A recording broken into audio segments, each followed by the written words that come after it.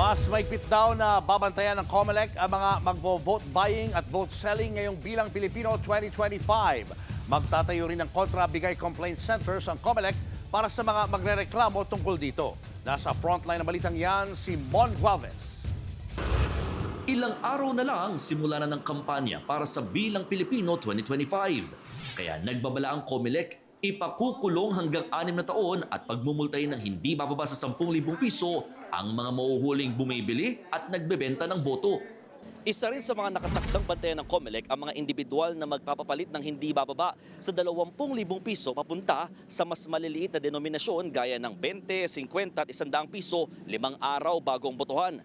Ipagpapalagay daw kasi ng COMELEC na posibleng sangkot ito sa vote buying. Aminado naman ng COMELEC na mahihirapan sila sa pagsugpo rito. Takot pa rin daw kasi ang ilang nakakakita sa mga nagvo-vote buying na magreklamo. Dahil dito, magtatayo raw ng kontrabigay complaint center sa bawat bayan at lungsod para may takbuhan ng mga nagreklamo. Kahit nga raw video, pwedeng ebidensya laban sa mga bumibili ng boto. Kung hindi nila kaya, kami ang magpa-file motu proprio on our own or we are going to pursue it.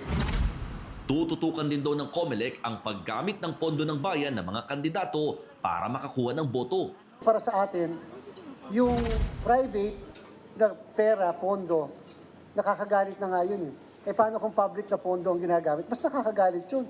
Kaya wag natin papayagan na ginagamit yun para lamang makuha ang simpatsya at boto natin. Kinausap ng COMELEC ang mga gobernador sa bansa para paalalahanan sila tungkol dito. Sinabihan din sila ni COMELEC Chairman George Garcia na kailangang humiling ng exemption ng mga lokal na pamahalaan para may pagpatuloy ang social services tulad ng pamimigay ng ayuda 45 days bagong eleksyon. Dahil kung hindi, posible silang kasuhan ng COMELEC. Layon lang doon itong maiwasan ang paggamit ng ayuda sa pangangampanya.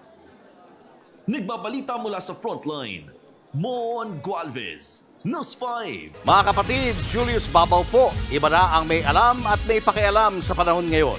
Para sa frontline ng mga balita, mag-follow at mag-subscribe sa social media pages ng News 5.